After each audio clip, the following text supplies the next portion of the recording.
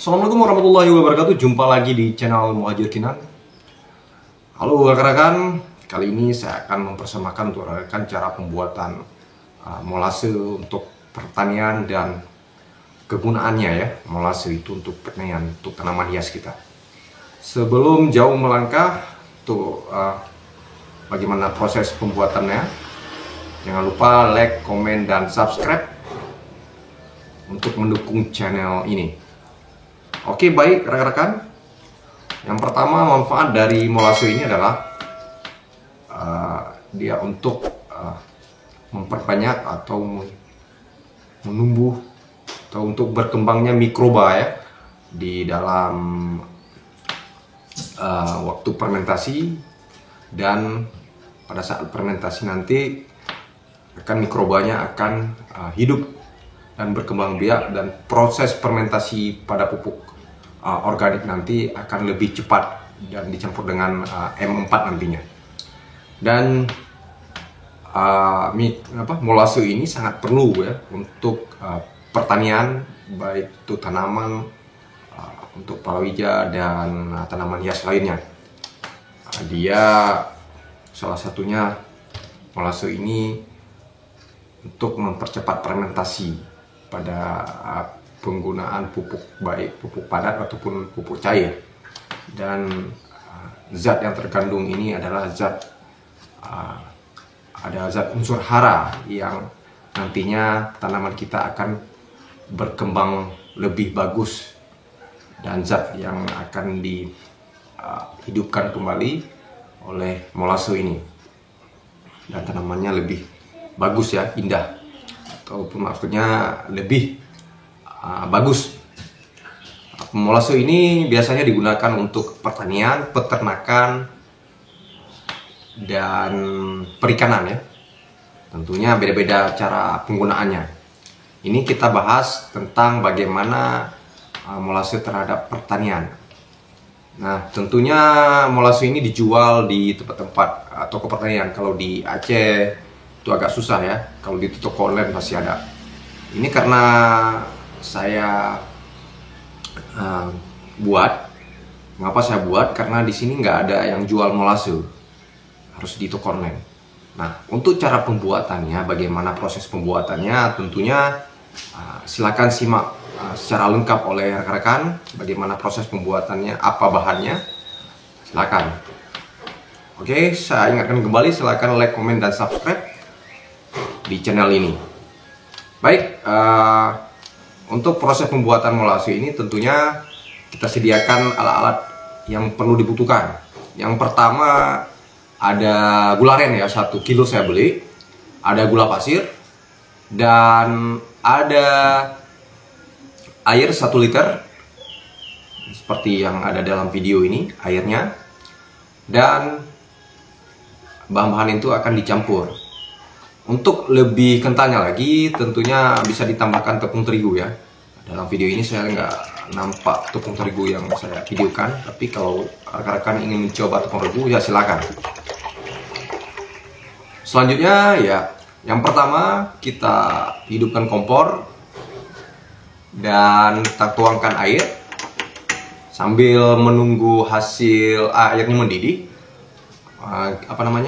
Gula aren ini ditumbuk ataupun dicincang lalu supaya nanti proses pencairannya lebih mudah ya dan cepat.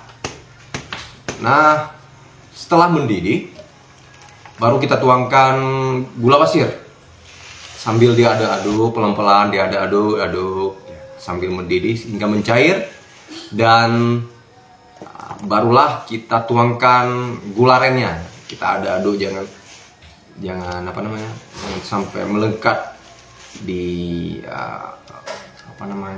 kompornya, maksudnya di peripnya atau tempat wadahnya. Kita aduk pelan-pelan sampai merata, pelan-pelan sampai keluar warnanya yang agak putih ataupun yang agak kental ya, kuning seperti ini, seperti warna gelap begitu. Kita aduk pelan-pelan, kita tunggu sampai mencair semuanya, sampai mendidih. Dan kalau rekan-rekan ingin menambahkan tepung terigu ya tidak ada masalah, ditambahkan untuk supaya kental lagi. lebih bagus lagi.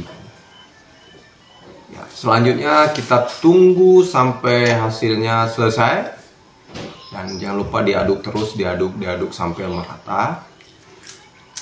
Dan kalau sudah mendidih, kalau sudah nampak sudah bisa sudah merata cairnya dan gula sudah mencair, gula aren sudah mencair, barulah kita matikan kompornya. Kita tunggu sampai dingin dan baru kita tuangkan ke dalam tempat wadah. Ya, kita tuangkan pelan-pelan pakai botol ya, Ini saya sediakan sudah ada botol mineral. Kita tuangkan molasenya sudah jadi ke tempat itu. Kita tuangkan pelan-pelan, jangan sampai tumpah. Pakai corong ya, lebih mudah menghasilkan. Kita tuang pelan-pelan sampai ya, menghasilkan. Ini ternyata menghasilkan lebih 1 liter, hampir 2 liter. Ya, 2 liter nih rekan-rekan. 2 liter lebih kurang ya, lebih liter ini hasilnya seperti ada yang dalam video ini.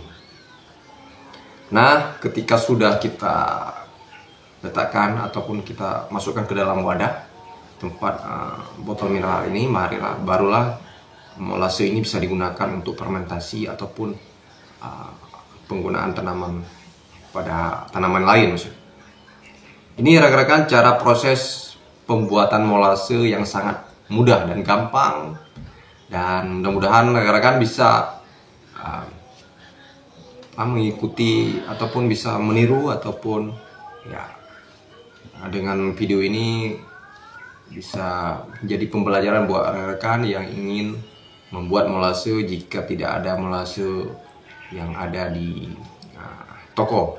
Molase ini bisa dibuat ya dari tetesan tebu ya. Kalau kita nggak ada di tetesan tebu, itu dari pembuangan hasil pembuatan gula, itu ampasnya dibuat tetesan tebu. Dari tetesan tebu jadilah molase ini. Molase ini seperti saya katakan tadi sangat bermanfaat untuk tanaman.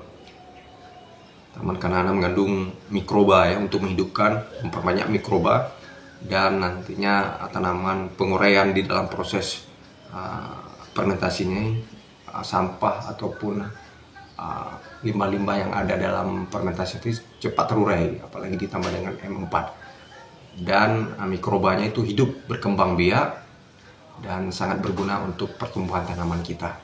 Itu sangat bermanfaat. Untuk cacing pun nanti waktu diaplikasi di dalam tanaman itu sangat berguna, karena cacing sangat suka dengan molase ini. Baik rekan-rekan, sekian dulu ya pembahasan ataupun cara proses membuat manfaat dan kegunaan molase dan proses pembuatannya. Mudah-mudahan bermanfaat untuk rekan-rekan Muhajir Kinan. Jangan lupa like, komen, dan subscribe. Salam dari Aceh. Assalamualaikum warahmatullahi wabarakatuh.